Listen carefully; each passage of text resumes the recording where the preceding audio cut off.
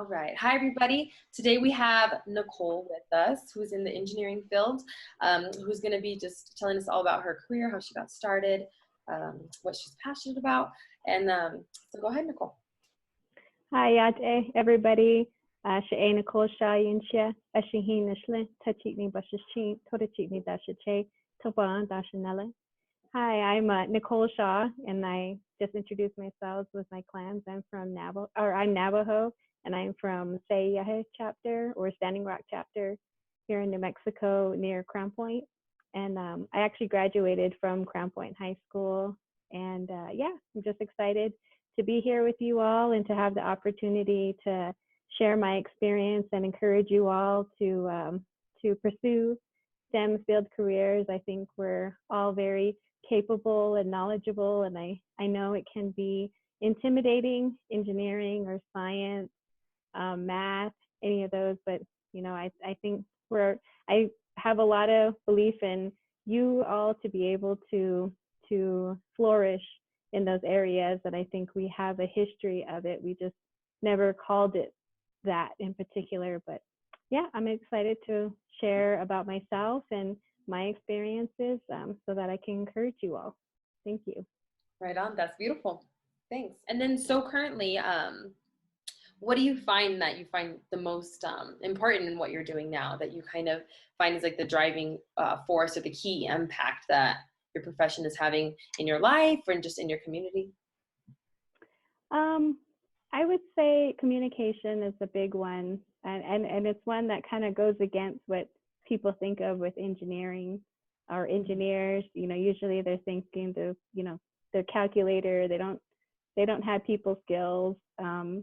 But no, you know, that's all I do all day is communication and educating people I work with. And I think just from the communication itself, it's really touched on all aspects of what I do, because I think one thing that's made me so passionate about my job is the ability to help communities.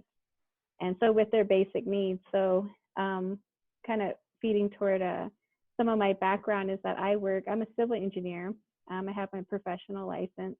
I'm licensed here in New Mexico, and my background is in water and wastewater utility systems. Nice. So civil engineering has kind of this broad range of disciplines that fall in it. So civil engineering encompasses water resources. It encompasses like site grading, transportation, and structural. So you and then people they pick from within there what they want to do. So I ended up, and this is like kind of another thing, I just kind of fell into water and wastewater engineering. I thought I would do structural or transportation because I had an interest in architecture. And then roads, they were just as interesting to me, but I ended up getting my first job in water and wastewater. And from there, it's just, I mean, the people I've worked for, it's really grown because like here in New Mexico, we have a lot of small rural communities. We have a lot of tribal communities, and they have great needs. They have aging everywhere. There's aging infrastructure, and it touches everybody. You know, it's a basic necessity. And yeah, that's really cool to hear too, because it's like, even for myself, when I think of engineering, I do think of this very like almost like a mathematical thing, you know, but like I didn't even realize there's so many different things within it that like you're able to do. So that's cool. Yeah. Yeah, it is. I mean, just civil engineering itself, because you also have like mechanical, electrical, Wow. computer engineering. There's engineering covers a wide range of things.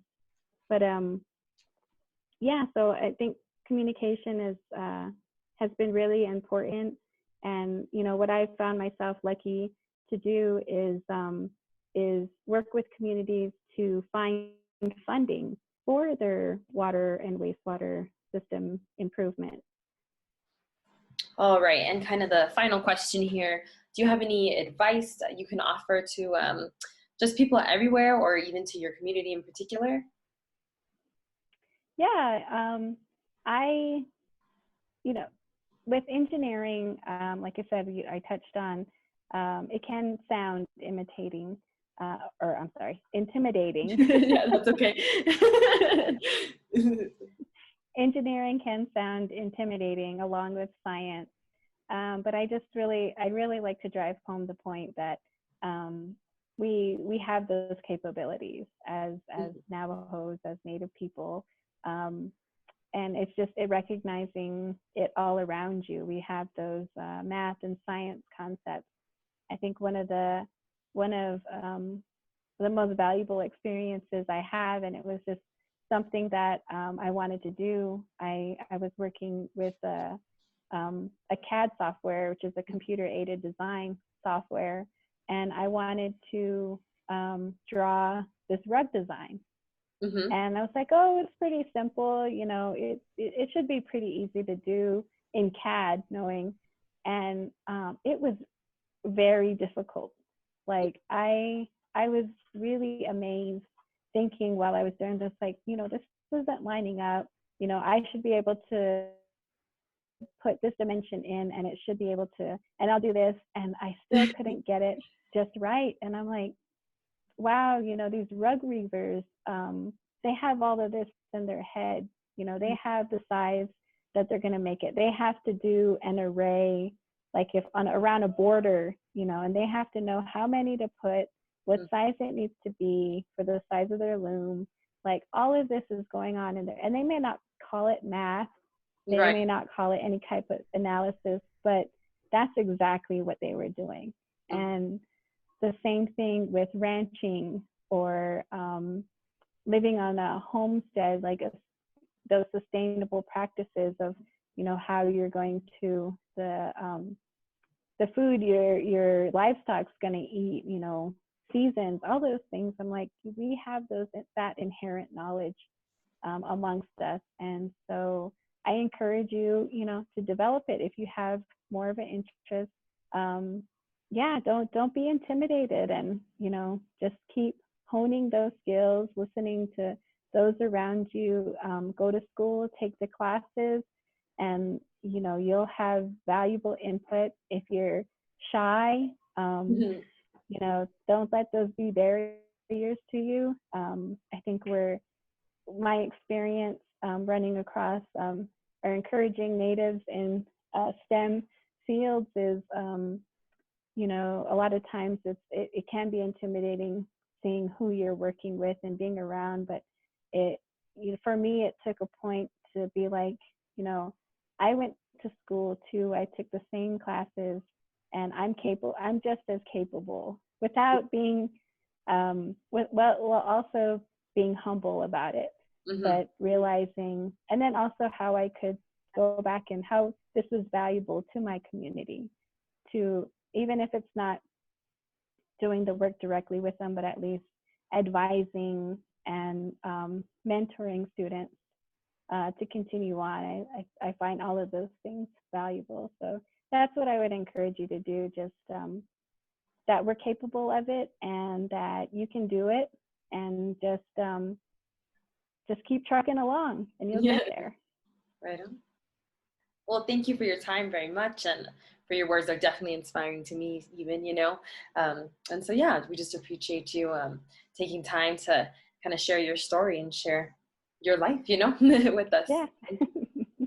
Oh, thank you. Thank you for the opportunity. I'm glad we were able to get to this right away, and it's not as intimidating as sitting there with the camera, which is a good thing. Right? That's the plus for sure.